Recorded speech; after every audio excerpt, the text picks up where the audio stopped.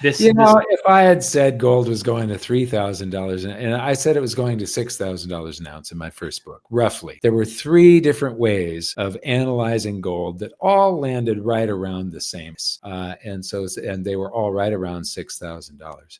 And when you say it's like somebody in 1971 at the end of the Bretton Woods Agreement, if they had predicted that gold could go to $100, they would have been tied up, hauled away, and put in a rubber room. This is all gold that is headed somewhere else, but it's going to go through a Swiss refinery first. The U.S. has taken about, is that 87 tons rounded? yes, Yeah, yes. 87 tons of the UK's gold. The speaker, Mike Maloney, predicted gold would reach $6,000 an ounce based on three different analyses, similar to how a $100 gold price seemed unbelievable in 1971. Historically, gold has exceeded expectations during times of economic uncertainty. Meanwhile, the UK exports gold to Switzerland for refining before it is sent elsewhere, mainly to the US. Recently, the US imported 87 tons of gold as the LBMA cleared out its reserves, signaling significant shifts in the gold market. Mike Maloney, a financial educator, author, and entrepreneur, highlights that gold is experiencing a strong bull market in the Chinese Yuan despite the dollar gaining against it. The recent price movement and significant inflows into Asian gold ETFs indicate strong demand. While there are both purchases and sales, buying currently dominates at an unprecedented scale, comparable to past significant surges. Given that many Asian ETFs didn't exist decades ago, this trend highlights a sudden and bullish rush into gold. The Commodities Exchange in London ended contracts for 1 kilo gold bars, phasing out 4 trading vehicles. Now only open agreements can be settled before they disappear entirely. This has led to a squeeze on kilo bars, with UK gold being exported to Switzerland for refining before being sent to the US. Only COMEX-approved bars can go directly to the US, while non-standard bars must first be refined in Switzerland. The majority of Swiss refined gold is then exported to the US. Mike Maloney discloses that around half of the gold sent to the US came directly from the UK, while the rest was first refined in Switzerland. This gold originates from the Bank of England, which appears to be getting cleaned out.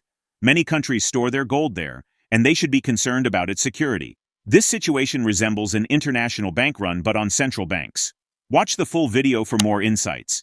If you enjoy the content, like and subscribe for the latest updates. And you look at the gold price in Chinese yuan.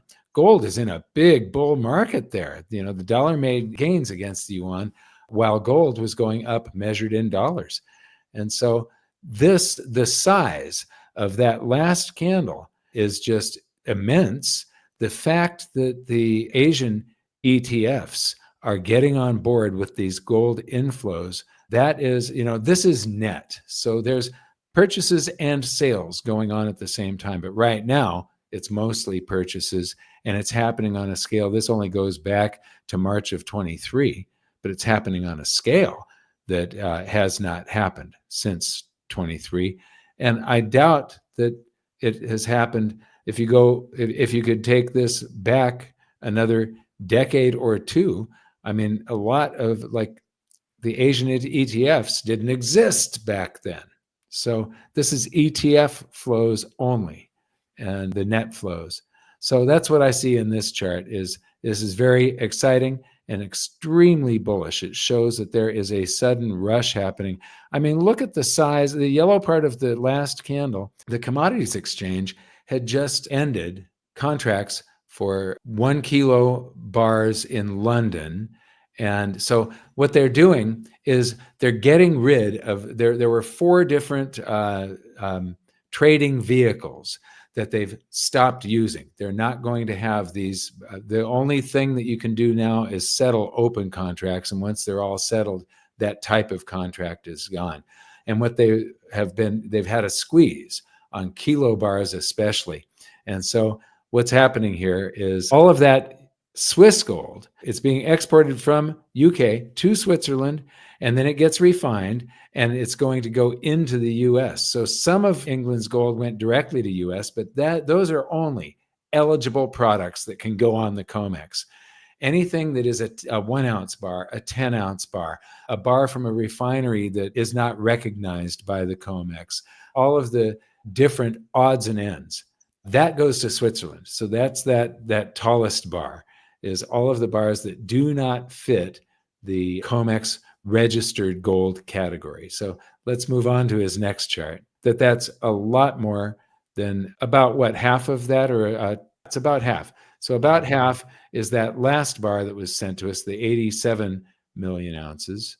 That's, yeah, a little less than half. And then the rest is made up from the gold that the UK sent to Switzerland.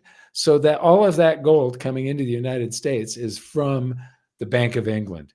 They are getting cleaned out. And I can't remember who it was that said it, but basically there's gold in the Bank of England for all these different countries sitting in the central bank gold.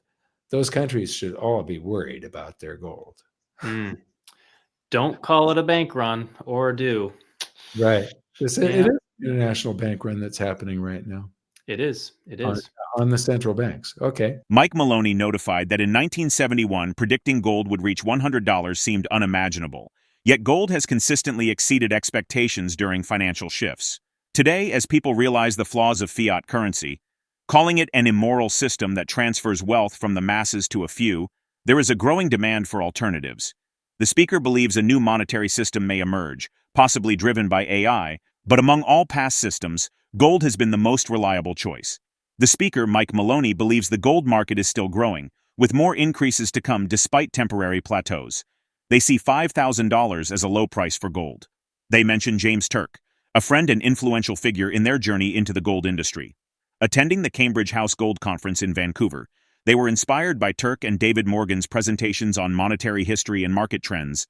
This motivated them to enter the industry to educate a broader audience beyond gold enthusiasts.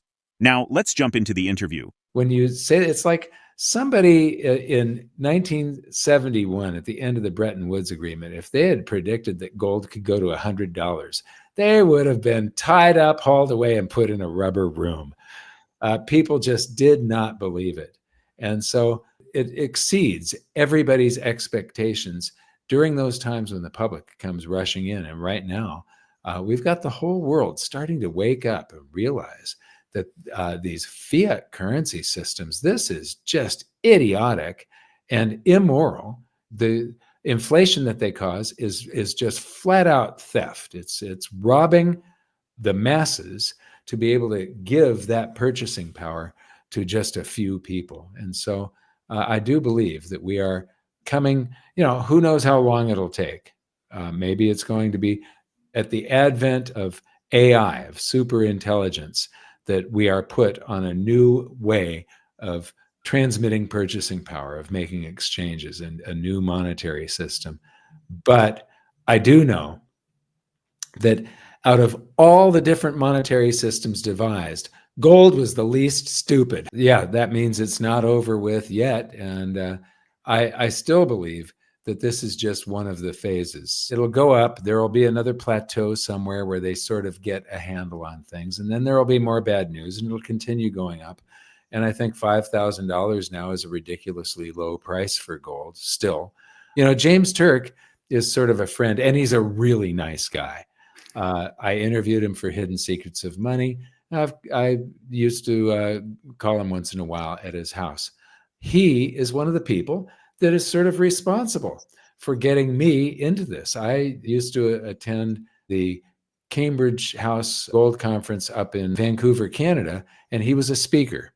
And he and David Morgan were presenting charts, and they were presenting monetary history as well.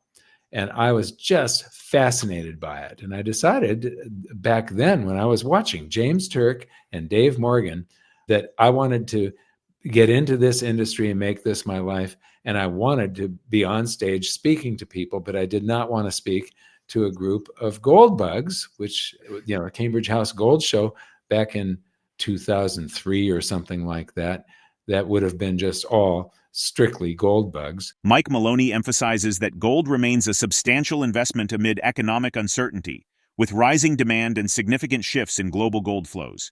He argues that fiat currency is flawed and that gold has historically been the most reliable monetary system. As central banks adjust their reserves and investors rush to acquire gold, the market is poised for further growth. How do recent gold market trends reflect broader economic concerns?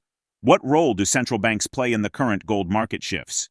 Share your feedback in the comments below. If you found this helpful video, hit the thumbs up and subscribe to keep up with our latest updates. We appreciate you being a part of this journey.